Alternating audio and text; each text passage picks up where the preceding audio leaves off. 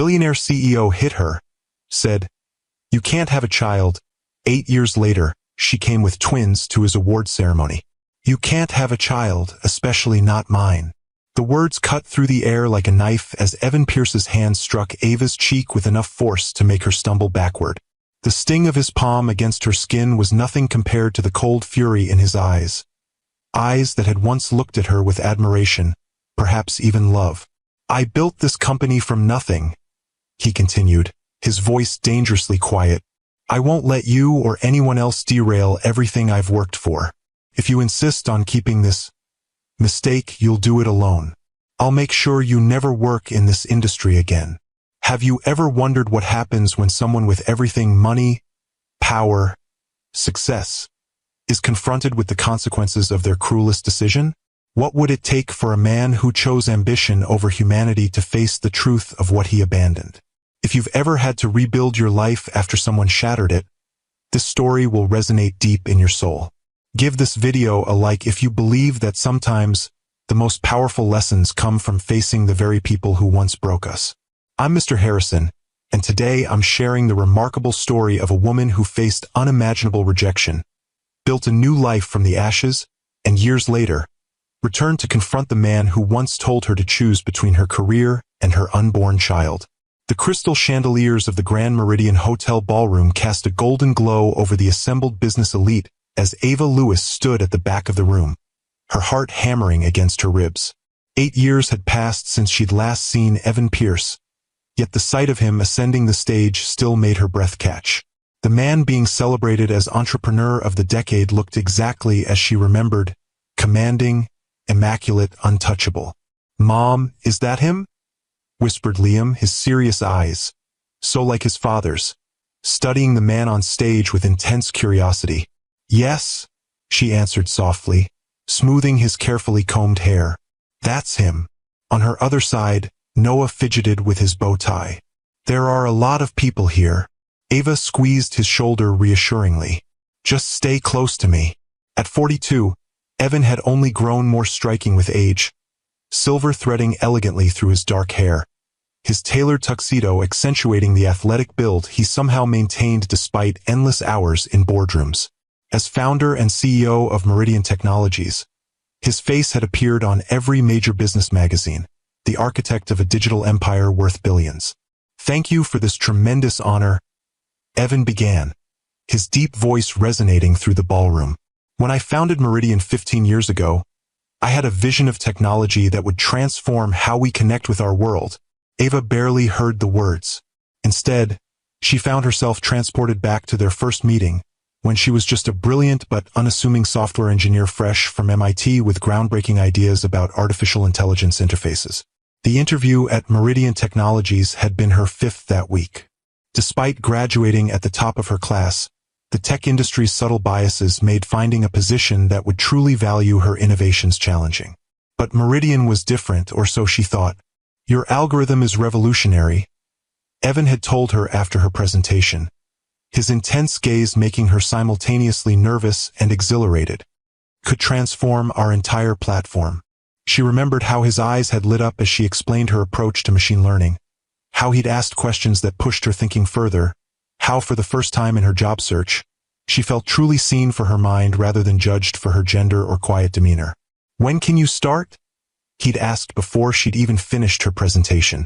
Within months of joining Meridian, Ava was leading her own development team, working directly with Evan on what would become the company's flagship product. Their collaboration was electric, minds operating in perfect synchronicity, pushing each other to greater innovation. Late nights in the office evolved into dinners discussing project architecture, which gradually shifted to conversations about literature, philosophy, dreams. "You're different from anyone I've ever worked with," Evan told her one night, the city lights glittering below his penthouse windows. "You see possibilities others miss." When their professional relationship finally crossed into the personal, it felt inevitable, the natural progression of a connection that had been building for months. Ava fell hard for the man behind the corporate legend, the one who quoted obscure poetry when exhausted and who still called his grandmother every Sunday. Or at least she thought she had. 14 months into their relationship, everything changed with 2 words, I'm pregnant. The transformation in Evan was immediate and chilling. His expression shifted from shock to something colder, more calculated as he set down his whiskey glass with deliberate precision. That's impossible, he said finally. We've been careful. Not careful enough, apparently. She attempted a smile that faltered under his hardening gaze. I know this isn't what we planned. But, no. The single syllable cut through the room like a blade. This isn't happening, Ava. She had expected surprise, perhaps even initial resistance, but the absolute finality in his tone sent a chill through her. What do you mean, this isn't happening? I'm already 8 weeks along. Evan rose from the leather sofa, moving to the bar cart to pour another drink. His movements were controlled, methodical, the same precision that had built Meridian Technologies from a startup to a billion-dollar company in under a decade. I've been clear from the beginning about my priorities, he said, his back to her. Meridian is at a critical juncture. The European expansion, the new product line, the IPO preparations. I can't afford distractions. Distractions? The word struck her like a physical blow. Is that what our child would be to you? He turned then, his expression a mask of practiced neutrality that she had seen him deploy in countless business negotiations. Be reasonable, Ava. We've been together for what, 14 months? This was never meant to be permanent. The casual dismissal of their relationship staggered her. Somewhere amid shared dreams and tangled sheets, Ava had fallen in love with the man she thought she knew. The realization that he didn't share those feelings, had perhaps never shared them, was devastating. I understand this is unexpected, she said carefully, but we can figure this out together. I'm not asking you to abandon your company. There is no together to figure out. Evan interrupted, his voice eerily calm. I've worked too hard, sacrificed too much to derail everything now. A child doesn't fit into my life, Ava. Not now, possibly not ever. So what exactly are you suggesting? Her voice had grown quiet, a dangerous stillness settling over her. He met her gaze directly, unflinching. I think you know. The implication hung between them, monstrous in its simplicity. And if I don't agree? She asked, her hand instinctively moving to her stomach. Something flashed in his eyes then. Not anger, but something colder, more calculated. He set down his glass and crossed to his desk, retrieving a folder which he placed on the coffee table between them. Then I'll need to protect my interests.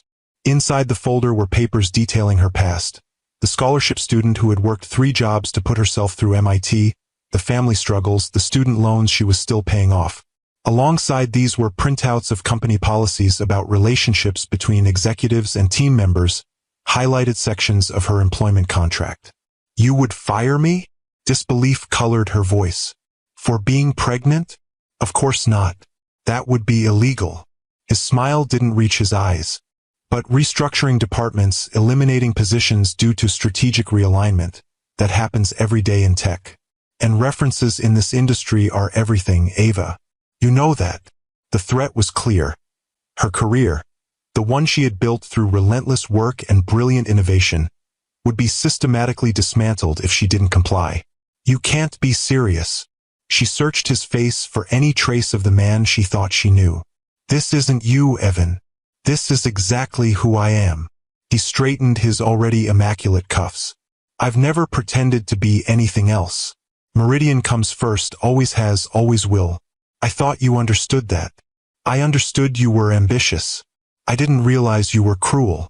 Something flickered across his face. Perhaps regret, perhaps merely annoyance at her persistence. I'm being practical. I'm offering a generous settlement. Enough to start fresh somewhere else. In a new city with new opportunities. Clean break. No complications. No complications, she repeated hollowly. Is that what our child is to you? A complication? Don't be dramatic, Ava. It's a cluster of cells, not a child. The clinical dismissal broke something inside her. She moved toward the door, dignity somehow intact despite the earthquake reshaping her world. Where are you going? He asked, surprise finally cracking his composed facade. Away from you. Her hand closed around the doorknob. "I'll clear out my desk in the morning. Don't throw away your career over this," he called after her. "Be rational." She paused in the doorway, turning to look at him one last time. "You know what's irrational, Evan? Believing that anything could ever be more important than the people we love. That's the real delusion." His expression hardened. "If you keep this baby, you're on your own. Completely. I won't acknowledge it, support it, or have any contact with it. Ever. Is that what you want?" The question hung in the air between them, a final chance to preserve the life she had built. Her career at Meridian had been everything she'd worked for: cutting-edge projects, brilliant colleagues, the resources to create technology that could change the world. But as she looked at the stranger wearing Evan's face, the decision crystallized with sudden clarity.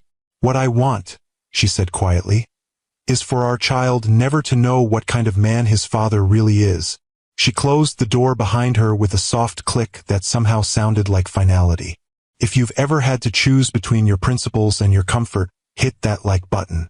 And if you believe that true strength isn't measured by power or wealth, but by the courage to stand up for what's right, subscribe to Timeless Love Tales with Mr. Harrison for more stories that remind us of what truly matters in life. The next morning, when Ava arrived to collect her belongings, her keycard no longer worked. Security met her in the lobby, handed her a box of personal items, and escorted her from the building. By afternoon, her company email was deactivated. By evening, her final paycheck and a severance agreement requiring her silence had appeared in her account. Double what company policy dictated, but a fraction of what her innovations had earned Meridian. She had expected this. What she hadn't expected was the desperate need to see Evan one more time, to make him understand what he was throwing away. Not just her, but the possibility of a family, of a love deeper than ambition. A week after their confrontation, she returned to his penthouse, hoping that time and reflection might have softened his stance. The doorman, who knew her well, let her up without calling ahead. A kindness that would prove devastating. When Evan opened the door, his initial surprise quickly hardened into something dangerous. "What are you doing here?" he demanded, blocking the entrance. "Please, just hear me out," Ava said, fighting to keep her voice steady. "I've been thinking about everything, and I believe we can find a solution that works for both." "There is no both anymore," he cut her off. "I made myself perfectly clear. The decision is yours, but if you choose to have this child, you do it without me or my resources. This isn't just about money, Evan. This is about a life we created together. A child who deserves to know their father." Something shifted in his expression then, a coldness she had glimpsed before but never so nakedly displayed. "You still don't understand, do you? I don't want this. I don't want the responsibility, the distraction, the inevitable complications. I built Meridian from nothing, and I won't let anything or anyone compromise what I've created. A child isn't a compromise, Evan. It's a gift." His laugh was sharp, devoid of humor. "A gift I never asked for and don't want." She stepped closer, one hand instinctively moving to her still flat stomach. "Please, just think about." The movement happened so quickly she barely registered it until the sting bloomed across her cheek. Evan's hand had struck her with enough force to make her stumble backward, her own hand rising to the burning skin in shock. "You can't have a child, especially not mine," he said, his voice dangerously quiet. "I built this company from nothing. I won't let you or anyone else derail everything I've worked for. If you insist on keeping this mistake, you'll do it alone. I'll make sure you never work in this industry again." The threat hung between them, but it was the physical blow that shattered any remaining illusion. This man, this stranger, was capable of violence when his control was threatened. What else might he be capable of? "I understand now," she said, her voice steady despite the tears threatening to fall. "Perfectly." She turned and walked away, her cheek still burning, her heart hardened with a new resolve. That night, she booked a one-way ticket to Boston, where a former professor had once offered her a position. By morning, she was gone from the city that had once held all her dreams, carrying with her the only dream that now mattered, the child growing within her. 3 days after arriving in Boston, a routine medical check revealed the final surprise in this cascade of life-altering revelations. She was carrying twins. The first year was the hardest. Pregnant and effectively blacklisted in the industry she loved, Ava retreated to Boston where her former professor, Dr. Eleanor Winters, offered her consulting work. She lived frugally, saving the severance money for the baby's arrival, working remotely until her advancing pregnancy made even sitting at a computer for long hours impossible. "You need to rest, Ava," Eleanor insisted during their weekly check-in, concern evident in her voice. "The algorithms can wait." "The babies won't," Ava replied, one hand absently rubbing her swollen belly. "And neither will the rent." Eleanor's sigh carried through the phone line. "You know I could help you more if you'd let me." "You've done enough," Ava insisted. "The consulting work is perfect. I can do it on my own schedule from home." What she didn't say was how the work was her lifeline, the one thing keeping her connected to the field she loved, the one part of her identity that remained untouched by Evan's betrayal. In the quiet hours of the night, when the twins were particularly active, she would talk to them about coding principles, algorithm structures, the elegant mathematics underlying digital innovation, as if preparing them for the world they would enter, a world she was determined would be better than the one that had rejected their mother. When Liam and Noah arrived on a snowy January morning, tiny and perfect with their father's strong jawline and her warm brown eyes, the abstract concept of motherhood crystallized into fierce, overwhelming love. Looking at their identical faces, Ava made a silent vow. These boys would never feel unwanted, would never question their worth the way their father had made her question hers. "They're beautiful, Ava," the nurse said as she placed the swaddled infants in her arms. "Do they have their father's eyes?" "No," Ava said firmly. "Everything good in them comes from love, not from him." The nurse, sensing the weight behind those words, simply nodded and left her alone with her sons. In that quiet hospital room, holding the two tiny lives that depended entirely on her, Ava allowed herself to cry for the first time since leaving New York. Not tears of regret or self-pity, but of determination. These boys deserved everything, and she would move mountains to give it to them. The twins were barely 6 months old when Ava launched her own software development firm from her small apartment, coding during naps and after bedtime, gradually building a reputation for elegant solutions to complex problems.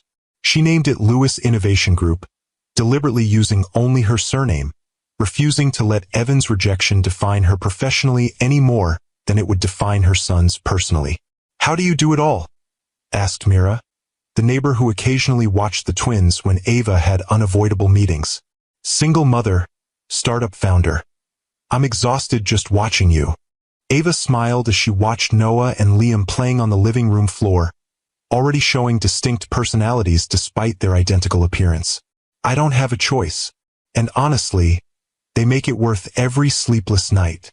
"Still," Mira persisted, "their father should be helping. Have you considered?" "There is no father," Ava interrupted, her tone gentle but final. "Just us." By the time the boys were 3, Lewis Innovation Group had grown enough to afford a modest office and 2 employees. By 5, they had moved to a comfortable townhouse in a good school district. By 7, her company had become respected in the industry, specializing in ethical AI applications that larger corporations often overlooked. Through it all, Ava maintained her silence about Evan Pierce. She never pursued child support, never publicly connected her sons to their famous father, never leveraged the relationship that might have opened doors but would have exposed the twins to the man who had rejected them before birth. When they began asking about their father around age 4, she crafted a narrative that protected them from the harshest truths, while honoring their need to understand their origins. "Your father is a very successful businessman," she would tell them. "He wasn't ready to be a dad when you were born. Sometimes adults make choices that are about them, not about the people they might hurt." "But doesn't he want to know us now?" Noah asked one night, his small face troubled. "We're big now. We wouldn't bother him too much." The innocent question broke her heart. "It's not about you being a bother, sweetheart. Some people just aren't ready for the kind of love that being a parent requires." "Does he know about us?" Liam asked, always the more analytical of the two. That we exist? Yes, Ava answered honestly. He knows. And he still doesn't want to meet us? The hurt in Noah's voice was palpable. Ava gathered both boys into her arms. His loss, she said firmly. The greatest loss of his life. As they grew older, the questions became more specific, more difficult to navigate without outright lies. Why didn't he ever visit? Why didn't he send birthday cards? Did he know they existed? Did he ever ask about them? Ava walked the delicate line between truth and protection, allowing the boys to form their own understanding of the father who existed for them only in magazine photos and occasional television appearances. She never spoke ill of Evan, never revealed the cruelty of their final encounters, never burdened them with the knowledge that their father had once referred to them as a complication to be eliminated. Mom, look! 7-year-old Liam held up a business magazine featuring Evan on the cover. It's him, isn't it? Our father. Ava's heart skipped a beat. Where did you find that? At the dentist's office, Noah explained, peering over his brother's shoulder at the glossy image. It says he's a visionary entrepreneur. What does that mean? It means he's very good at seeing possibilities and turning them into successful businesses, Ava explained carefully. Like you do with your company? Liam asked. Similar, yes, but on a much larger scale. Noah studied the photo intently. I have his chin, he said finally. And Liam has his eyebrows. You both have his determination, Ava admitted. And his intelligence. Those are good things to inherit. Does he know that? Liam asked, his young face suddenly serious. That we're smart like him? The question caught her off guard. I haven't spoken to him since before you were born, she said honestly. But someday, when you're older, if you want to reach out to him, that will be your choice. I don't think I want to, Noah declared, surprising her. He made you sad. I can tell when you talk about him. Ava pulled both boys close. You two have never made me sad. Not for a single moment. You're the best decision I ever made. The years passed in a rhythm of school projects, soccer games, chess tournaments, and the steady growth of Lewis Innovation Group. Ava built a life centered around her sons and her work, finding fulfillment in both. If sometimes, late at night, she wondered what might have been. If Evan had made a different choice, if they could have been a family. She never allowed those thoughts to linger by daylight. Then, 3 months before the twins' 8th birthday, everything changed. Mom, I don't feel good, Liam complained one morning, his normally energetic demeanor subdued. I'm really tired. Ava felt his forehead. No fever. Does anything hurt? Not really. I'm just tired. And look. He pulled up his sleeve to reveal a cluster of small bruises on his arm. These showed up, but I didn't bump into anything. Something cold settled in Ava's stomach. Let's have Dr. Chun take a look, just to be safe. What followed was a whirlwind of appointments, tests, specialists, and finally, a diagnosis that changed everything. Fanconi anemia, a rare genetic blood disorder affecting bone marrow function. The condition was serious but treatable with proper monitoring and care. However, the genetic counselor had been clear. Understanding the family medical history, particularly from the father's side, would be crucial for developing Liam's long-term treatment plan. We need to know if there are any relatives with similar conditions, Dr. Patel explained gently. Sometimes these disorders run in families, and knowing the pattern can help us anticipate complications. I don't have contact with their father, Ava admitted, but I'll try to get the information. That night, after the twins were asleep, Ava sat at her kitchen table staring at her laptop screen. The Meridian Technologies website opened to the executive leadership page. Evan's professional biography stared back at her, listing his accomplishments, awards, and visionary leadership, but revealing nothing of the man who had once struck her across the face for daring to challenge his perfect life plan. With trembling fingers, she composed an email to Meridian's legal department, explaining the medical situation in clinical terms, requesting family medical history for the sake of their son's health. She attached Liam's diagnosis and the doctor's letter emphasizing the importance of the information, then hit send before she could reconsider. The response came 3 days later, A form letter stating that all personal matters regarding Mr. Pierce should be directed to his private legal team, with contact information for a prestigious law firm. Ava immediately forwarded her request to the indicated address. 2 weeks passed with no response. Liam's condition remained stable but concerning, with his blood counts requiring regular monitoring. Ava called the law firm, only to be told that her request was under review. Another week passed, then another. Each call to the firm yielded the same response. Mr. Pierce's representatives were looking into the matter. "They're stonewalling me," Ava told Eleanor during a rare lunch break. "It's been over a month, and Liam's doctor is getting concerned about proceeding without complete information." Eleanor studied her former student with concern. "Have you considered a more direct approach?" "What do you mean?"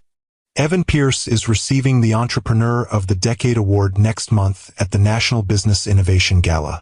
This being held at the Grand Meridian Hotel. Very exclusive, very public." Ava's eyes widened. "You think I should confront him there? In public?" "I think a man who values his public image as much as Evan Pierce does might be more responsive when faced with a situation he can't simply ignore or delegate to his legal team." Eleanor's expression softened. "Besides, it might be time for the boys to see for themselves who their father really is."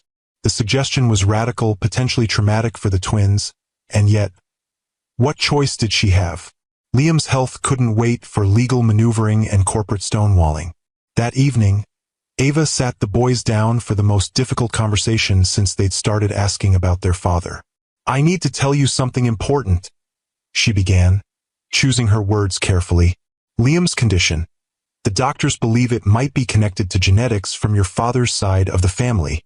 The twins exchanged glances, their silent communication as effective as spoken words. "We need information from him to help with Liam's treatment," she continued. "I've tried contacting him through official channels, but I haven't received any response." "So what are we going to do?" Noah asked, his protective instinct toward his twin evident in his voice. Ava took a deep breath. "There's an event next month where your father will be receiving an award. I'm thinking we should go there, try to speak with him directly." "You mean, meet him?" Liam's eyes widened. "For real?" "Yes, but I want you both to understand something first." She took each of their hands in hers. "Whatever happens when we meet him, however he reacts to seeing you, it doesn't change who you are or how loved you are. Some people aren't capable of being the parents their children deserve. That's not the child's fault. It's the parent's limitation." "What if he's mean to you again?" Noah asked quietly. Ava blinked in surprise. "What do you mean, again?" "Sometimes when you talk about him, you touch your cheek," Noah explained. "Like you're remembering something that hurt." The observation stunned her. How much had her perceptive sons pieced together from her unconscious gestures, from the gaps in her carefully edited stories? "I won't let him hurt Mom," Liam declared, his young face suddenly fierce with determination. "No one is going to hurt anyone," Ava assured them, though her own heart raced at the thought of facing Evan again. "This is just about getting the medical information you need, Liam. Nothing more." But as she helped the twins prepare for bed that night, Ava wondered if she was being honest, with them or with herself. After 8 years of silence, of building a life deliberately separate from Evan Pierce, was this really just about medical records? Or was some part of her seeking closure, vindication, perhaps even a reckoning? The decision to attend the gala hadn't been made lightly. For 8 years, Ava had protected her sons from the truth of their father's rejection. But Liam's health had to come first, even if it meant reopening wounds she had thought long healed. If you've ever had to face someone who once hurt you deeply for the sake of someone you love, hit that like button. And if you believe that true courage isn't the absence of fear but acting despite it, subscribe to Timeless Love Tales with Mr. Harrison for more stories of remarkable resilience in the face of life's greatest challenges. Now, standing in the opulent ballroom watching Evan accept his award, Ava steeled herself for the confrontation to come. The twins, dressed in their best suits with carefully knotted ties, stood beside her, their expressions a mixture of curiosity, apprehension, and excitement.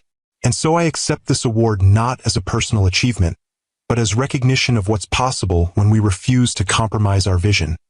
Evan concluded his speech to thunderous applause. Remember what we practiced? Ava whispered to the twins as Evan descended from the stage, immediately surrounded by well-wishers and industry peers. No matter what happens, we face it together. The twins nodded solemnly, their identical faces reflecting a mixture of emotions too complex for their young years. Whatever came next, whether Evan acknowledged them or rejected them again, they would weather it as they had everything else. As a family bound by love stronger than blood, stronger than rejection, stronger than the ambition that had once seemed more important than the miracle of two perfect boys. As the crowd around Evan began to thin, Ava took a deep breath and guided the twins forward.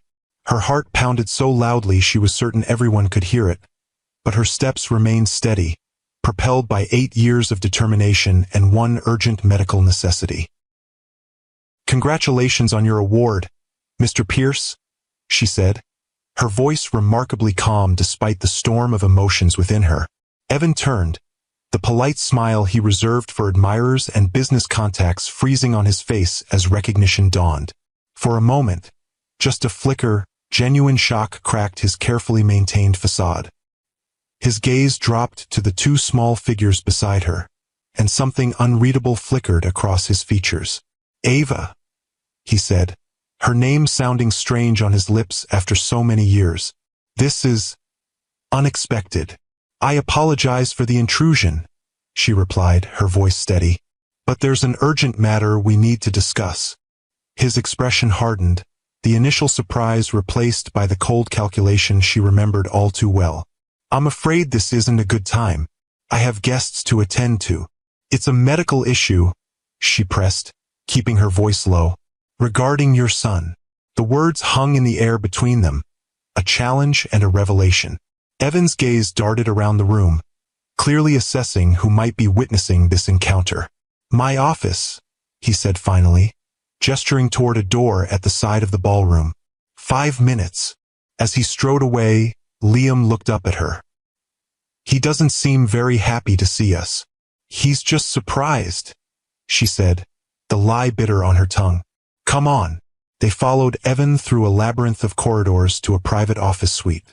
The headquarters of Meridian Technologies occupied the top 10 floors of the gleaming skyscraper where the gala was being held, and this particular room, with its panoramic views of the city, clearly belonged to its CEO.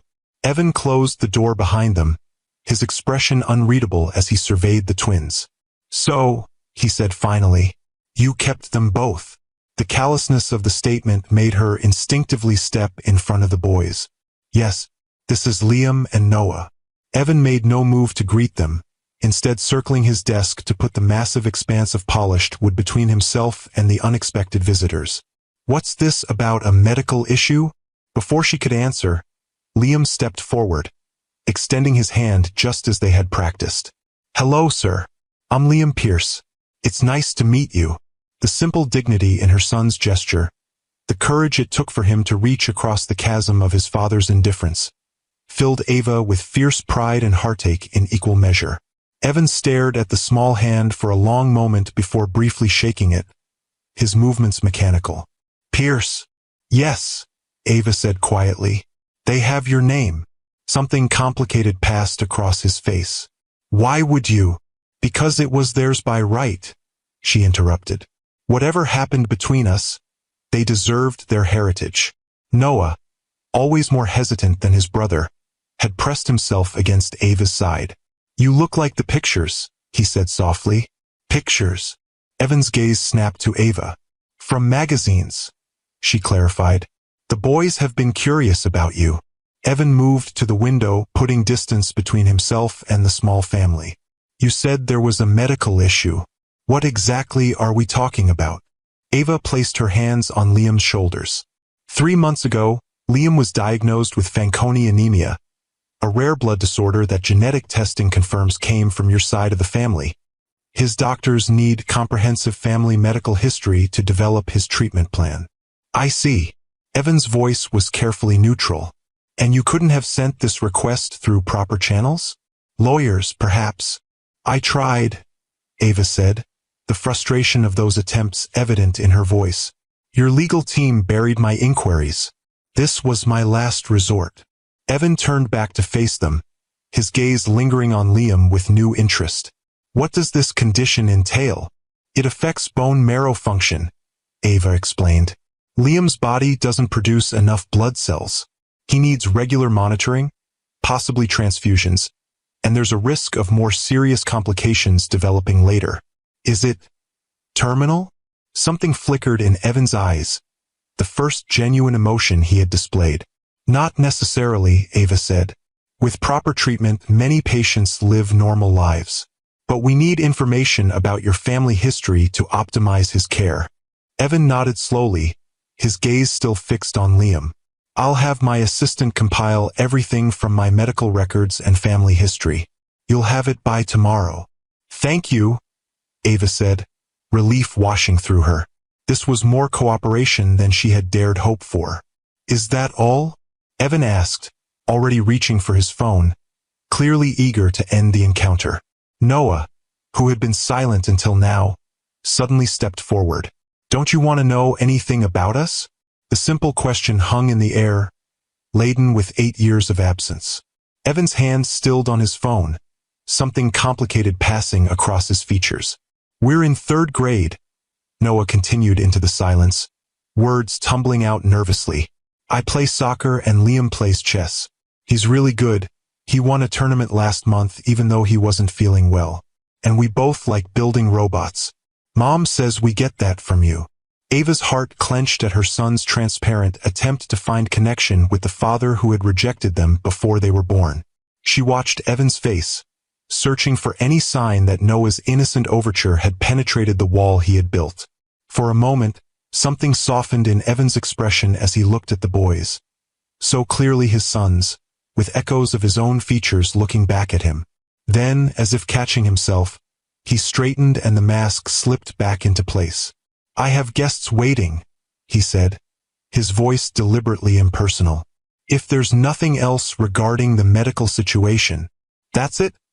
Ava interrupted, unwilling to let her sons witness any more of their father's indifference. We've taken enough of your time. Congratulations again on your award. She guided the twins toward the door, her hand protectively on Noah's shoulder. As they reached the threshold, Liam suddenly turned back. Sir? He said, his young voice steady despite the tension in the room. I just wanted to say thank you for the information that might help me get better. The simple courtesy, the innate grace in her son's words, seemed to catch Evan off guard. He stared at Liam for a long moment, something shifting in his expression. You're welcome, he said finally, the words sounding rusty, as if he were unaccustomed to expressing gratitude. In the elevator descending from Evan's office, Noah burst into tears. He doesn't care about us at all, he sobbed, burying his face against Ava's side. Not even a little bit. Ava knelt down, gathering both boys close. Listen to me, both of you. Your father's inability to see how extraordinary you are is his failure, not yours. Some people are so focused on what they're building that they miss the most precious things right in front of them. But why?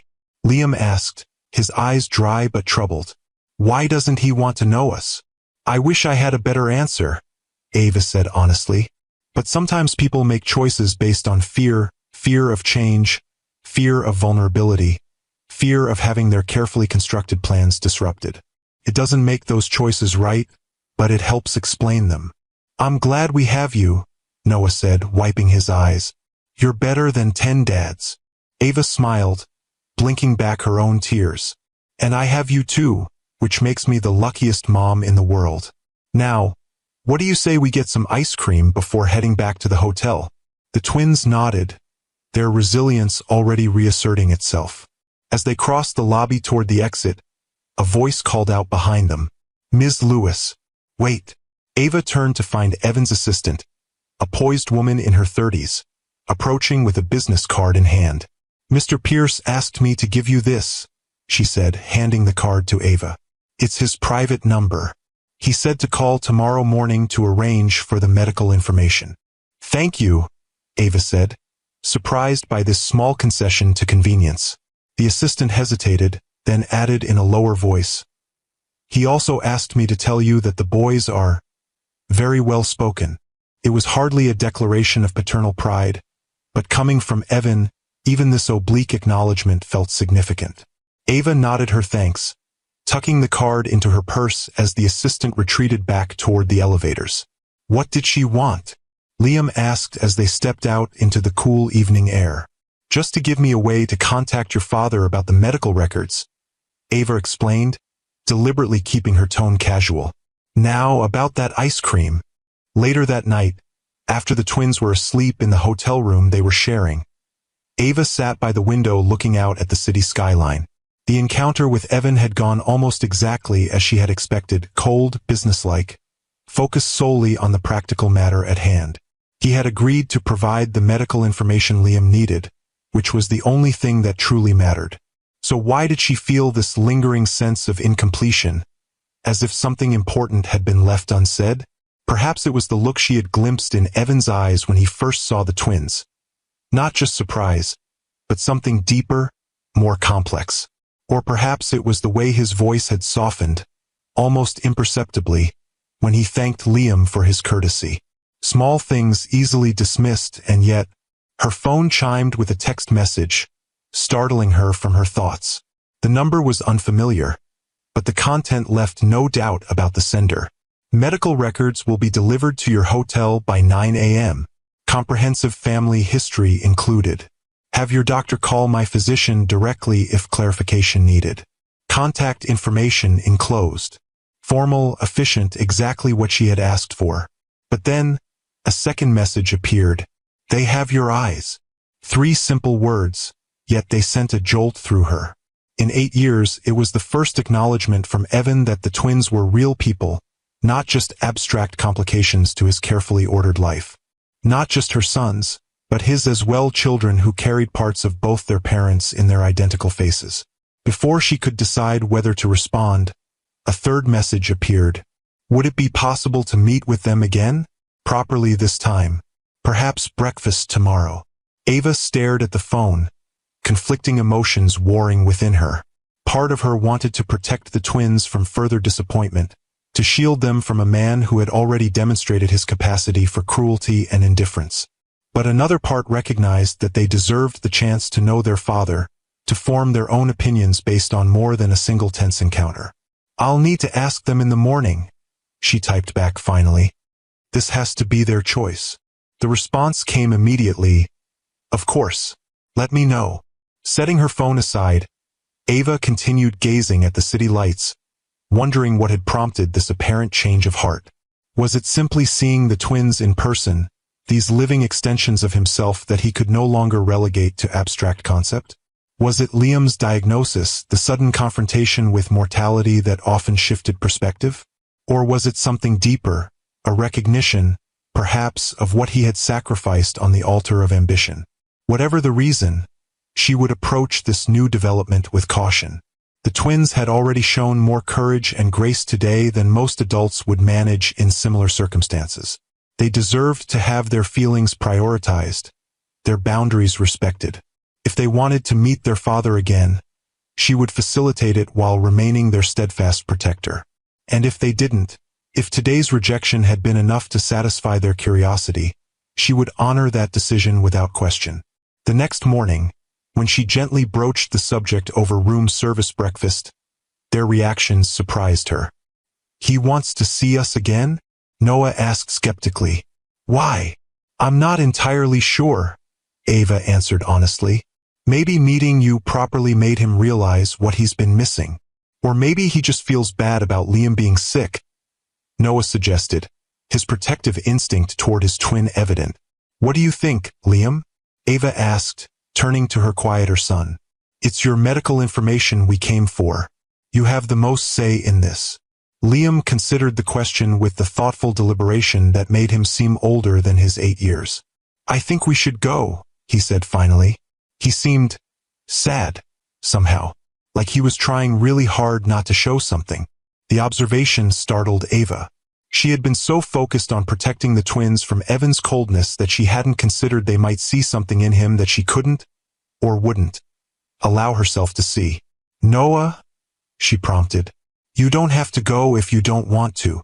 Noah glanced at his brother, their silent communication as effective as spoken words. "If Liam's going, I'm going," he said firmly. "We stick together." Ava texted Evan their acceptance, and an hour later, they found themselves in a private dining room at the hotel's exclusive restaurant. The medical records had arrived as promised, a comprehensive file that would give Liam's doctors everything they needed to optimize his treatment plan. That mission, at least, was accomplished. When Evan entered the dining room, Ava was struck by how different he appeared from the previous evening. Gone was the tuxedo and the public persona of the celebrated CEO. Instead, he wore casual slacks and a simple button-down shirt. His hair slightly less perfect, his demeanor less commanding. He looked, for the first time since she'd known him, slightly uncertain. "Thank you for coming," he said, addressing all three of them but his gaze lingering on the twins. "I realize yesterday's meeting was not ideal." "That's one way to put it," Ava replied, unable to keep a hint of edge from her voice. Evan acknowledged this with a slight nod before turning his attention to the boys. "I understand you play chess, Liam?" Liam nodded, surprise evident in his expression. "Yes, sir. I'm on the school team. I played in college," Evan said. "Made it to the state championships my sophomore year." "Really?" Liam's interest was clearly piqued. "What's your favorite opening?" "Sicilian defense," Evan replied without hesitation. "Aggressive but sound." "That's my favorite too." Liam's face lit up with genuine excitement. "Most kids at school just play Queen's Gambit because it's easier to remember." A small smile touched Evan's lips, the first genuine expression Ava had seen from him since their reunion. "They lack imagination then. The Sicilian offers more creative possibilities." Noah, not wanting to be left out, interjected, "I play soccer. I'm a forward." Evan turned to him, his expression softening further. "I played soccer in high school before I got serious about chess. I was terrible at it, 2 left feet. Mom says I got my coordination from her side." Noah offered, a tentative smile forming. "That's probably for the best." Evan agreed, and for a moment, the tension in the room eased, replaced by something approaching normal conversation. As breakfast progressed, Ava watched in amazement as Evan gradually engaged with the twins, asking questions about their school, their hobbies, their friends. He listened to their answers with what appeared to be genuine interest, occasionally offering connections to his own childhood experiences. It was as if he were meeting them for the first time, which, in a meaningful sense, he was. "Your mother tells me you both like building robots," he said as they finished their meals. The twins nodded enthusiastically. "We made one that can solve a maze," Liam explained. "It uses ultrasonic sensors to detect walls." "And we programmed it ourselves," Noah added proudly. "Mom taught us Python last summer." Evan's gaze shifted to Ava, something like respect flickering in his eyes. "That's impressive teaching. Most adults struggle with Python." "They're quick learners," she replied simply, "and they have a natural affinity for logical structures." "Like their mother," Evan said quietly. The acknowledgement of her contribution to their son's abilities, the first time he had ever recognized her role as their parent, caught Ava off guard. Before she could respond, Evan turned back to the twins. "I have a robotics lab at Meridian," he said. "Nothing fancy, just a space where our engineers prototype ideas. Would you like to see it sometime?" The invitation hung in the air, its implications extending far beyond a simple tour. This was Evan opening a door that had been firmly closed for 8 years, offering not just a glimpse of his professional world, but a potential ongoing connection. The twins looked to Ava, clearly seeking her guidance. She kept her expression neutral, determined that this decision be truly theirs. "That would be up to you too," she said carefully. "Could Mom come too?" Noah asked, his loyalty evident in the question. Something flickered across Evan's face, perhaps surprise, perhaps respect for the boy's protective instinct. "Of course," he said after a brief pause. Your mother would be welcome. Liam and Noah exchanged one of their silent communications before Liam spoke. We'd like that. The robotics lab sounds cool. Excellent. Evan's tone was carefully measured, but Ava caught a hint of genuine pleasure in his expression. Perhaps when you're next in the city, or I could come to Boston. The suggestion that he might travel to see them, might step into their world rather than expecting them to accommodate his, was unexpected. Ava studied him, trying to reconcile this version of Evan, tentative, almost humble, with the man who had once struck her for daring to disrupt his perfect life. That would be easier with Liam's treatment schedule, she said finally, the practical consideration overriding her lingering wariness. Of course. Evan nodded, his gaze shifting to Liam with what appeared to be genuine concern. How are you feeling? Is the condition painful? Sometimes I get really tired, Liam admitted, and I bruise easily, but the doctors say I'll be okay with the right treatment. You will be, Evan said with surprising firmness. I'll make sure of it. The promise hung in the air, laden with implications. This was more than an offer of medical information. It was a commitment to involvement, to taking responsibility in a way he had explicitly rejected 8 years ago. Ava felt a complex surge of emotions, hope for her sons, who deserved a father who cared, wariness born of experience with Evan's capacity for cruelty, and beneath it all, a lingering ache for what might have been if he had made different choices when it mattered most. We should probably head back to our hotel, she said, glancing at her watch. We have a flight to catch this afternoon. Of course. Evan stood, hesitating before adding, Thank you for agreeing to meet today. It means more than I can adequately express. The sincerity in his voice was disarming. Ava nodded, unsure how to respond to this new version of Evan Pierce, a man apparently capable of gratitude, of recognizing value beyond his own ambitions. As they prepared to leave, Evan knelt down to eye level with the twins, another gesture so unlike the man she had known that Ava found herself holding her breath. I'm glad we had this chance to meet properly, he said, his voice gentler than she had ever heard it. I'd like to get to know you both better, if that's something you'd want. Why now? Noah asked, the directness of childhood cutting through adult pretense. You didn't want to know us before. The question might have offended or angered the Evan of 8 years ago.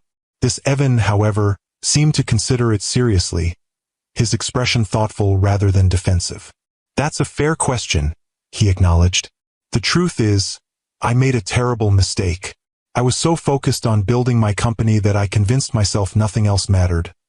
Not relationships, not family, not even the possibility of being a father. I told myself it was the right choice, the rational choice. He glanced briefly at Ava before continuing. It wasn't until I saw you both yesterday, saw what I'd missed all these years, that I realized how wrong I'd been. Mom says everyone makes mistakes, Liam offered. It's what you do after that matters. A smile touched Evan's lips. Your mother is very wise. The wisest, Noah agreed loyally, and the best coder too. Her company makes really cool stuff. I don't doubt it, Evan said, his gaze meeting Ava's over the boys' heads. She was always brilliant.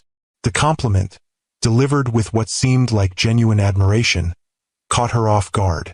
This was not the calculated charm he had once deployed to win her affection, nor the cold dismissal of their final encounters. This was something new, respect, perhaps, or recognition of the life she had built without him. We really should go, she said, uncomfortable with the direction of the conversation. Boys, say goodbye to Mr. Pierce. Goodbye, sir, they chorused politely. Evan, he corrected gently. You can call me Evan, or whatever feels comfortable.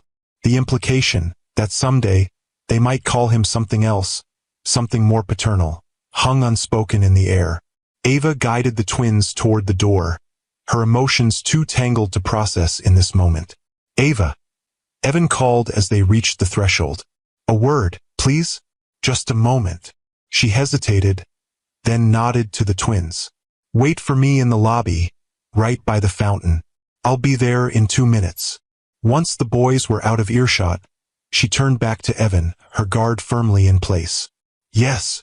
He approached slowly, maintaining a respectful distance. I want you to know that I understand your skepticism. You have every reason to doubt my intentions, to protect the boys from potential disappointment. Yes, I do, she agreed, her voice steady. They've grown up without you by your choice. They're resilient, but they're still children. Children who deserve better than to be a passing interest in their father's busy life. I know. He ran a hand through his hair, a gesture of genuine discomfort she had rarely seen from him. I can't change the past 8 years.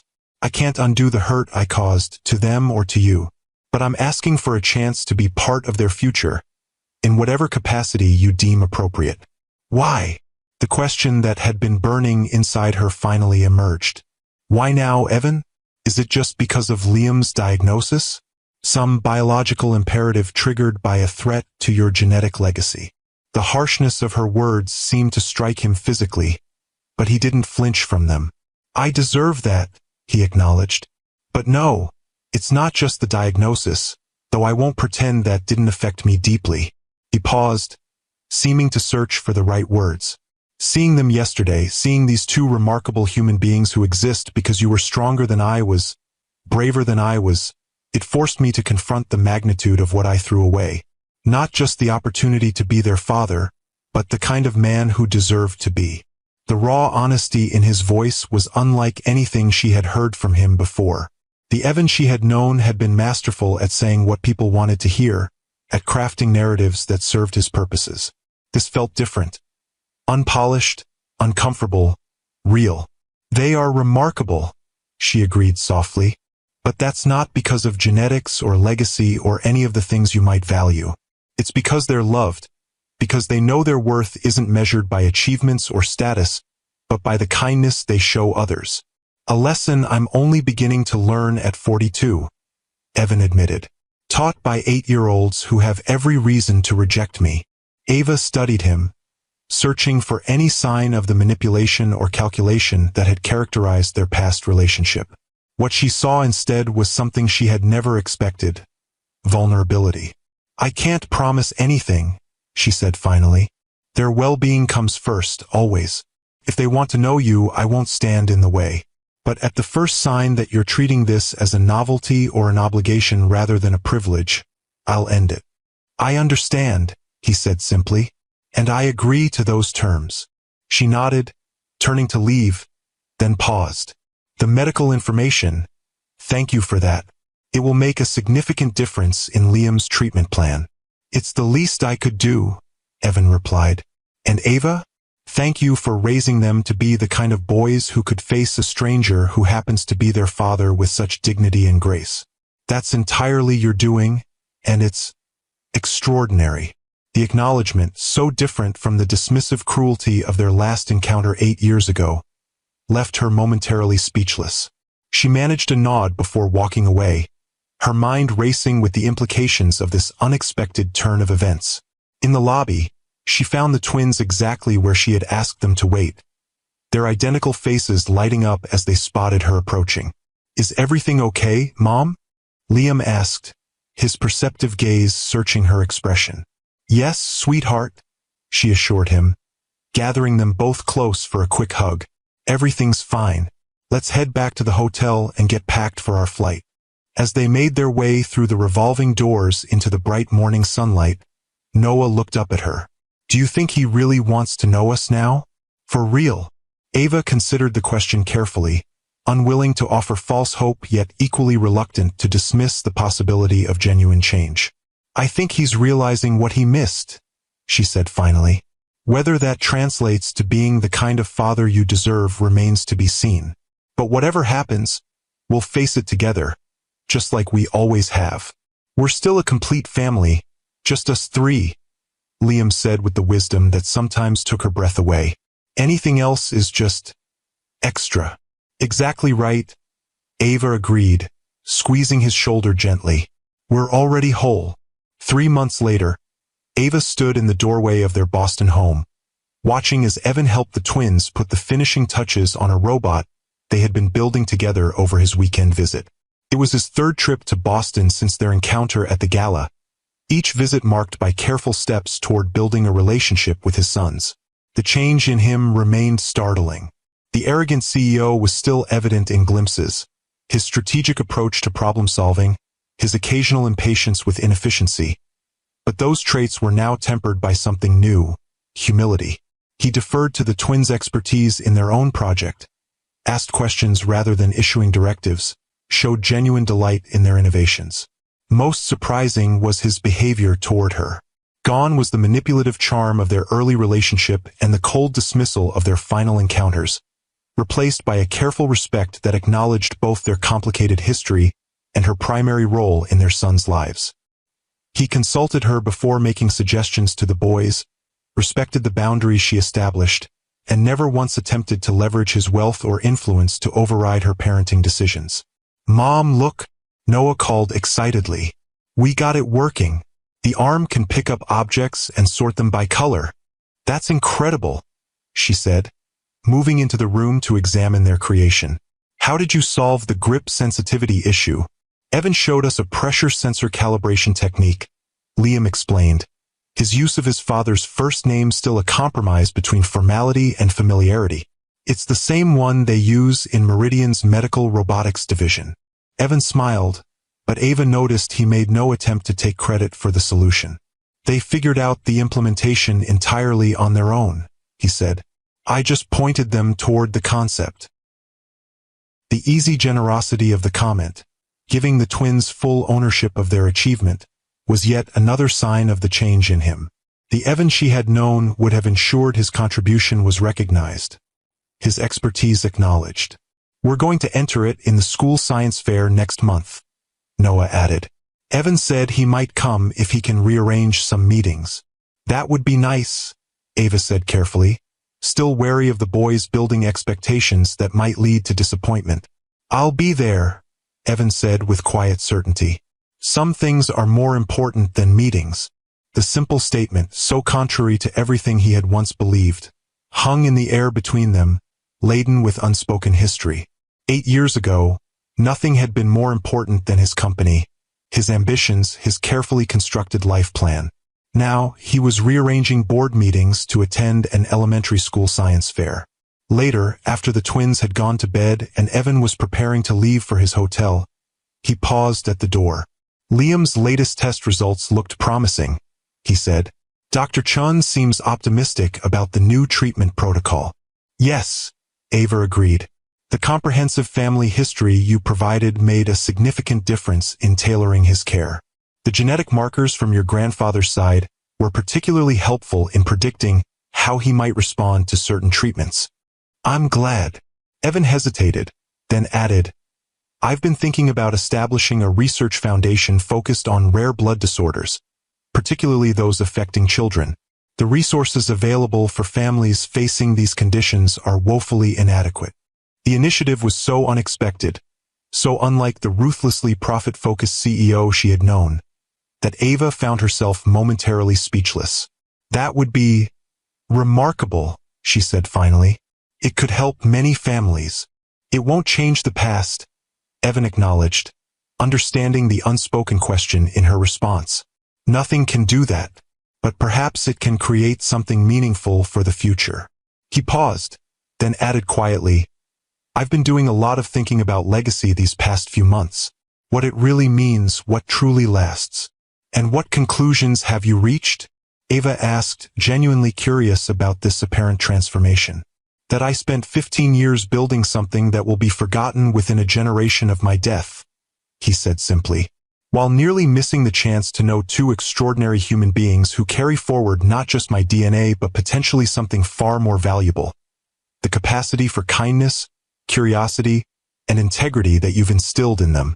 The raw honesty in his voice was still disarming, still difficult to reconcile with the man who had once coldly dismissed their unborn children as complications to his perfect life. "They are extraordinary," she agreed, "and they're giving you a precious gift by allowing you into their lives. I hope you understand how fortunate you are." "More than you know," he said quietly. "More than I can express. And not just for the chance to know them, but for the opportunity to see the remarkable life you've built, the mother you've become. I was wrong about so many things, Ava. Most of all, I was wrong about what constitutes true success. The acknowledgement, so complete, so unequivocal, left her momentarily without words. For years, she had imagined confronting Evan, forcing him to recognize the magnitude of what he had thrown away. Now that the moment had arrived, she found the vindication less satisfying than she had anticipated, overshadowed by the genuine growth evident in the man before her. "Good night, Evan," she said simply. "Drive safely." As she closed the door behind him, Ava leaned against it, processing the strange journey that had brought them to this point. 8 years ago, she had fled New York with a bruised cheek and a broken heart, carrying twins the world's most promising entrepreneur had rejected as inconvenient complications to his ambitions.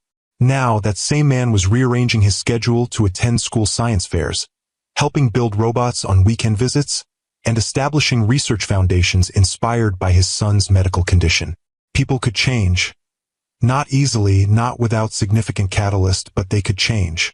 The question that remained was whether that change was deep enough, permanent enough, to risk allowing Evan a more significant role in their lives. Only time would provide that answer. For now, she would continue as she always had, protecting her sons, supporting their growth, and ensuring that whatever relationship developed with their father served their well-being, rather than Evan's need for redemption or her own complicated feelings about the past. If you've ever witnessed the power of second chances to transform not just relationships but the people within them, hit that like button. And if you believe that true growth often comes from facing our greatest mistakes, subscribe to Timeless Love Tales with Mr. Harrison for more stories that remind us it's never too late to become the person we should have been all along. 6 months after their confrontation at the award ceremony, Ava sat in the audience of another grand ballroom, this one at Boston Children's Hospital. Beside her, the twins fidgeted in their dress clothes, excited but nervous about the evening ahead. "Do you think a lot of people will come?" Noah whispered, tugging at his tie. "The event sold out weeks ago," Ava replied, straightening his collar. "The Pierce Foundation for Pediatric Blood Disorders has generated a lot of interest in the medical community." On stage, hospital administrators and medical researchers were gathering for the official launch of the foundation Evan had established in the wake of Liam's diagnosis. What had begun as a personal response to his son's condition had evolved into a comprehensive initiative supporting research, treatment, and family support services for children with rare blood disorders. "There he is," Liam said, pointing as Evan appeared at the side of the stage, engaged in conversation with the hospital's chief of pediatric hematology. Ava studied him from a distance, still sometimes startled by the changes these months had wrought. He remained Evan Pierce, billionaire CEO of Meridian Technologies, with all the confidence and authority that position entailed. But there was something different in his bearing now, a groundedness that hadn't existed before, as if his priorities had shifted from abstract achievement to concrete human connection. "Ladies and gentlemen," the hospital director began, "it is my great pleasure to welcome you to the inaugural gala for the Pierce Foundation for Pediatric Blood Disorders. This initiative represents a landmark commitment to advancing treatment options for some of our most vulnerable patients." As Evan took the stage to polite applause, his gaze immediately found them in the audience, a small smile acknowledging their presence before he turned to address the assembled donors, medical professionals, and families affected by pediatric blood disorders. "Thank you for that kind introduction," he began, his voice carrying the same confidence that had built a tech empire, but tempered now with something new, a humility that made his words more powerful, not less. 6 months ago, I knew very little about Fanconi anemia or any of the other rare blood disorders that affect thousands of children across this country. Like many parents, I believed serious illness was something that happened to other families, not mine. He paused, his gaze returning briefly to where Liam sat between Ava and Noah. "Then my son was diagnosed, and everything changed. Not just my understanding of this particular medical condition, but my perspective on what truly matters in life." The simple acknowledgement, "my son," sent a ripple of emotion through Ava. For years, Evan had refused to even acknowledge the twins' existence. Now he was publicly claiming Liam not just as his biological offspring but as his son, with all the responsibility and connection that word implied. In the business world, we often talk about legacy. Evan continued. We measure success in market share, in technological innovation, in quarterly profits. But sitting in doctors' offices, learning about my son's condition, I began to understand that true legacy isn't built in boardrooms. It's created in how we care for one another, how we respond to challenges not with self-interest but with compassion and commitment to something larger than ourselves. As he outlined the foundation's ambitious goals, funding innovative research, supporting affected families with practical resources, creating networks of specialized care accessible to all children regardless of economic status, Ava found herself moved by the genuine passion in his voice. This wasn't the calculated philanthropy of a billionaire burnishing his public image. This was a deeply personal mission born of love for a child he had once rejected. The Pierce Foundation begins today with an initial endowment of $50 million, Evan announced, drawing gasps from the audience. But more important than financial resources is our commitment to the principle that every child deserves not just treatment but hope. Hope for a future where these conditions are understood, managed effectively, and ultimately cured. As applause filled the ballroom, Noah leaned over to whisper to his brother, "He's doing this because of you." Liam nodded, his expression thoughtful. "Not just for me, though. For all the kids like me." The simple observation captured exactly what had changed in Evan. His focus had expanded from narrow self-interest to a broader vision of responsibility and connection. The man who had once seen a child as nothing more than a complication to his perfect life now understood that his true purpose might lie in helping not just his own son but all children facing similar challenges. After the formal presentation concluded and the evening shifted to the reception portion, Evan made his way through the crowd to where they waited. He knelt down to eye level with the twins, his expression softening in the way it now did only with them. "What did you think?" he asked, genuine interest in their opinion evident in his voice. "It was really good," Noah offered enthusiastically, "especially the part about the research network connecting hospitals. The doctor said it could help kids even in places without big hospitals like this one," Liam added. "That's important." Evan nodded, clearly pleased by their understanding. "That's exactly right. Some of the most promising treatments are only available at major medical centers right now. We want to change that." As he stood, his gaze met Ava's over the twins' heads. "Thank you for coming tonight," he said quietly. "It means a great deal to have you all here." "The foundation is remarkable, Evan," she acknowledged. "It will make a real difference for many families." Something flickered in his expression. Gratitude, perhaps, for her recognition of his efforts, or possibly for the simple fact that she now used his name without the coldness that had characterized their early reunions. "I hope so," he replied. "It's a start, at least." The evening continued with introductions to researchers, conversations with other affected families, and the twins' increasingly evident fatigue as the hour grew late.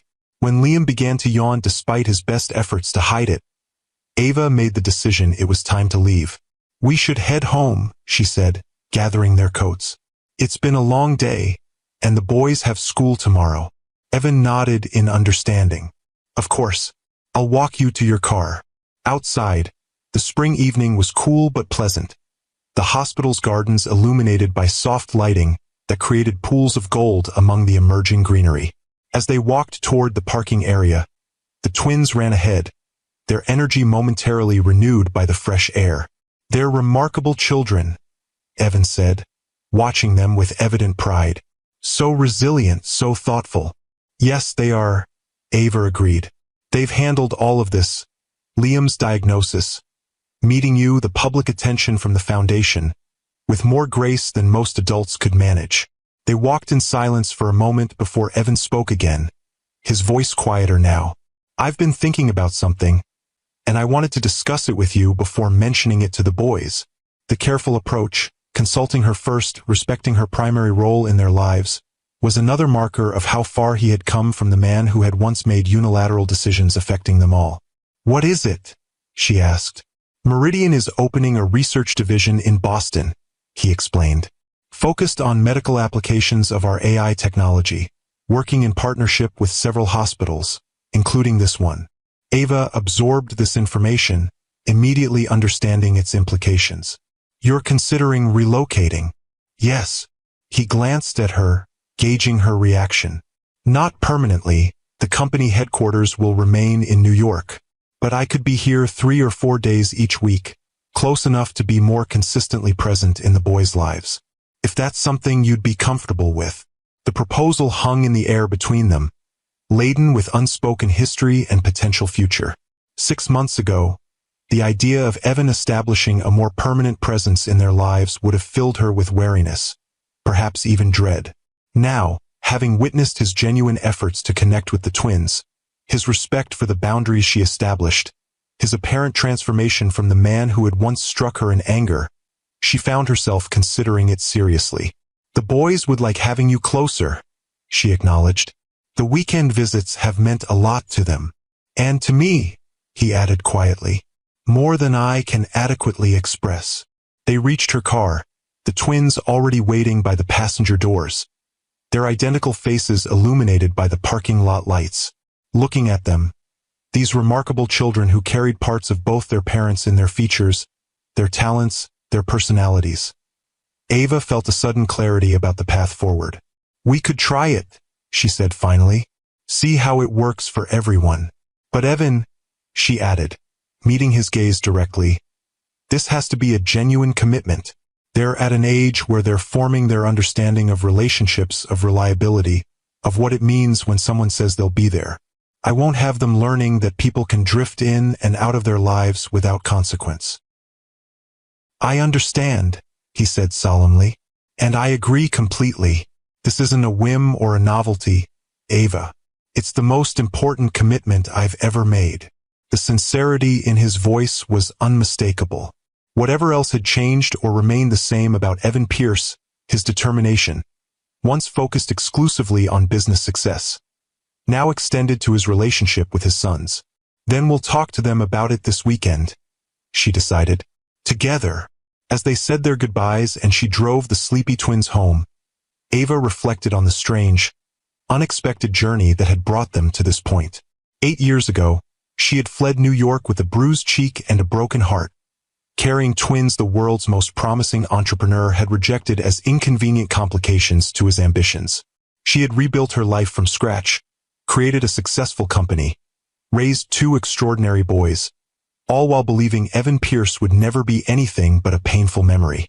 Now, that same man was establishing medical foundations, relocating business divisions, and rearranging his entire life to be present for the children he had once rejected. The transformation was so complete, so seemingly genuine, that it challenged her long-held beliefs about people's capacity for change. Perhaps that was the most valuable lesson in all of this, that no one, not even those who have hurt us most deeply, should be permanently defined by their worst decisions. That redemption, while never guaranteed, remains possible for those willing to confront their failures with genuine remorse and commitment to change. 2 weeks later, as she watched Evan helping the twins set up a new telescope in their backyard, a gift to celebrate his first official day as a part-time Boston resident, Ava found herself contemplating the nature of forgiveness.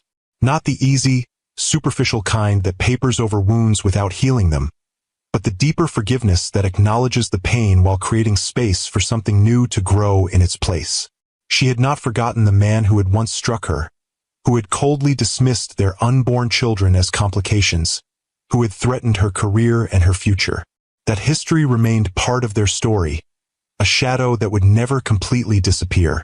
But alongside it now existed another reality, a man learning, however belatedly, to be the father his sons deserved, to value connection over achievement, to measure success not in dollars or accolades but in moments of genuine presence. "Mom, come see," Noah called excitedly. "We can see Jupiter's moons." As she joined them at the telescope, the 4 of them huddled together in the cool evening air, she realized they had created something none of them could have anticipated. Not a conventional family, certainly, but a constellation of their own making, connected by bonds both biological and chosen, by shared history and newly forged trust. It wasn't perfect. It wasn't what she had once dreamed of when she first fell in love with the brilliant, ambitious founder of Meridian Technologies. It was messier, more complicated, shaped by pain as well as joy. But it was real and it was theirs, and perhaps that was enough. "Your turn, Mom," Liam said, stepping back from the telescope. As she bent to look through the eyepiece at the distant planet and its orbiting moons, Ava thought about the journey that had brought them here.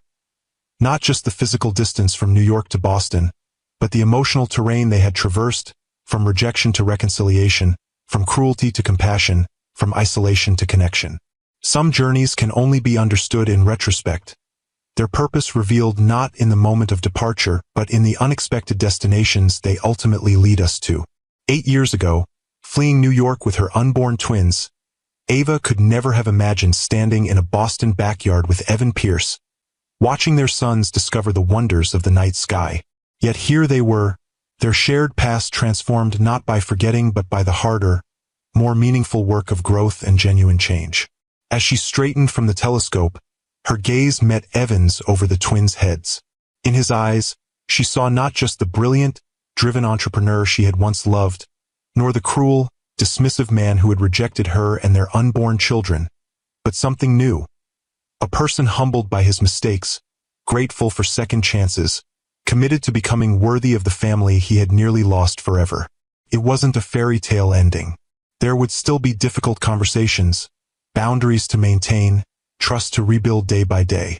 But it was a beginning of sorts, not of the life she had once imagined, but of something unexpected and potentially more meaningful. A family defined not by conventional structures but by the choice to move forward together, honoring both their complicated past and their shared hopes for the future. If you've ever wondered whether people can truly change, whether the wounds of the past can be healed not by forgetting but by growing beyond them, I hope this story offers some measure of hope. The journey from rejection to reconciliation is rarely straight or simple, but it begins with a single step, the courage to face our mistakes, to seek forgiveness not as an entitlement but as a gift, and to become, however belatedly, the people we should have been all along. I'm Mr. Harrison, and I believe that our greatest stories aren't those of perfect lives, but of imperfect people finding their way back to what truly matters. If this story touched your heart, please hit that like button and subscribe to Timeless Love Tales for more journeys of redemption, resilience, and the enduring power of love in all its complicated forms. Remember, it's never too late to change the narrative of your life, to recognize, as Evan Pierce finally did, that true success isn't measured in achievements or accolades but in the lives we touch, the love we give, and the legacy of compassion we leave behind. Until next time, may your own story be one of growth, forgiveness, and the courage to begin again, even when the path ahead seems uncertain.